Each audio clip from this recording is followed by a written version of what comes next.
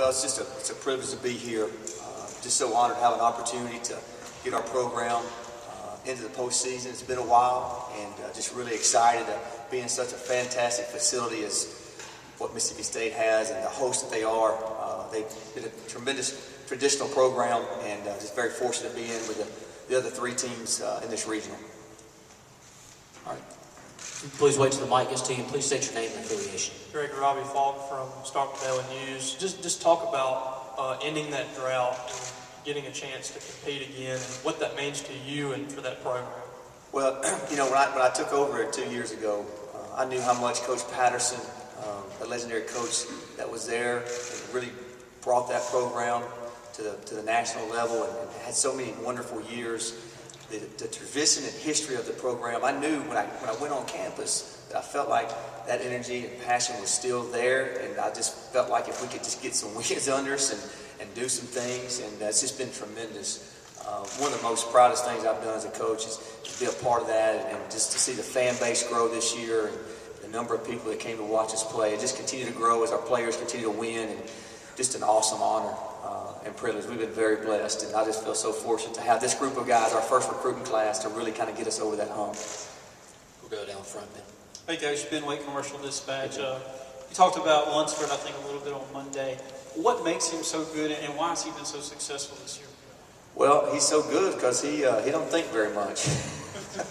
He's one of those hitters, you know. It's amazing what he's really done, especially the last part of the year. He's really carried us.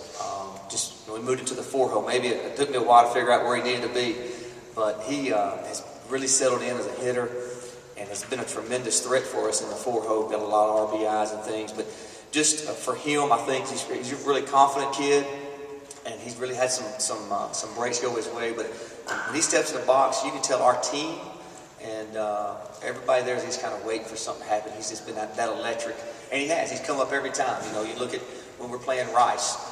Duplantier hadn't given up a home run all year. Lunsford hits his first home run off of it. Next thing you know, we got 9 runs on him. So, I mean, he's really been our go-to guy. And just really proud of Chase and what he's done, coming from Hines Junior College and then transferring in, and really being a really big-time player for us. We'll go to the back. Coach, obviously, you know, we're not in Ruston anymore, we're not even in Hattiesburg anymore. I mean, has that set it for you guys yet? Has that kind of, have you guys realized that this is a bigger stage, and is there more pressure on you guys? Well, I don't think so. You know, Chris, we have, you know, our guys, I think if you watched them, you've been around us enough, they don't care where we are. Our guys, I was telling Steve back here earlier, I don't know if we're smart enough to realize how big a stage this really is, which is great. Our guys are awesome, and they're very humble kids, but very hungry.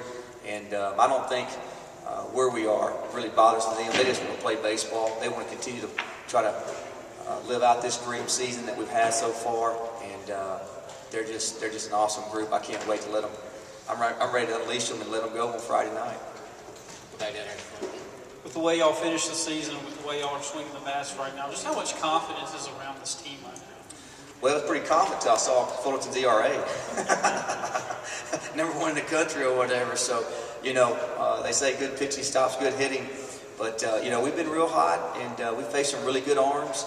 But we're going to have a really good approach on these guys from Fullerton. They are a tremendous, tremendous staff. They've got a lot of depth, a lot of different options if you see their staff and their numbers.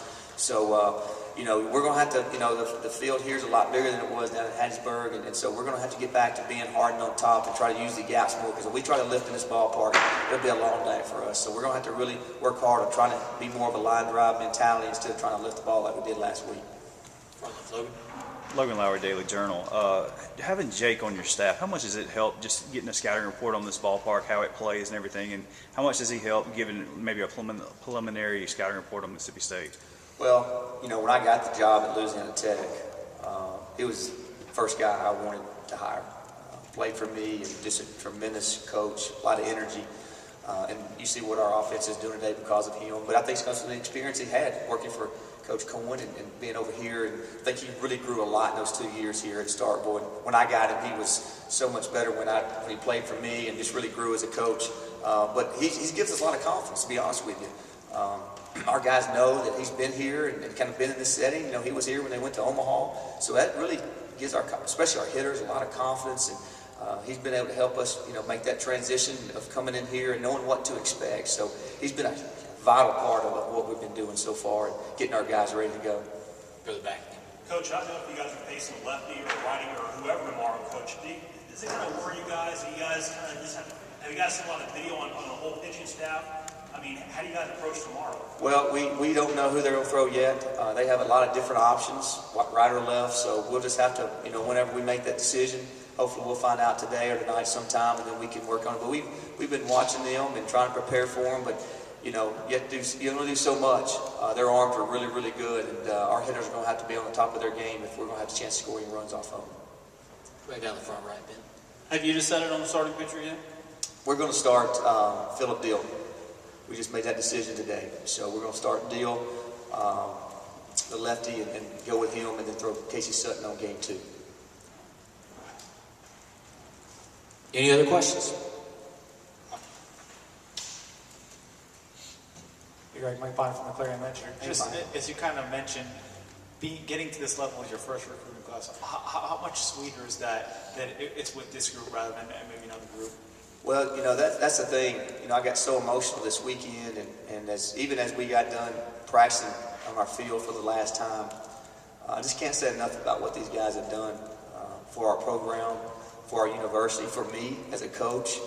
These guys have taken this program to a different level. I never even imagined they could after basically year 1 and year 2. And I'm just forever grateful for what they've done. And not that they're good players and what they've done, they're great kids.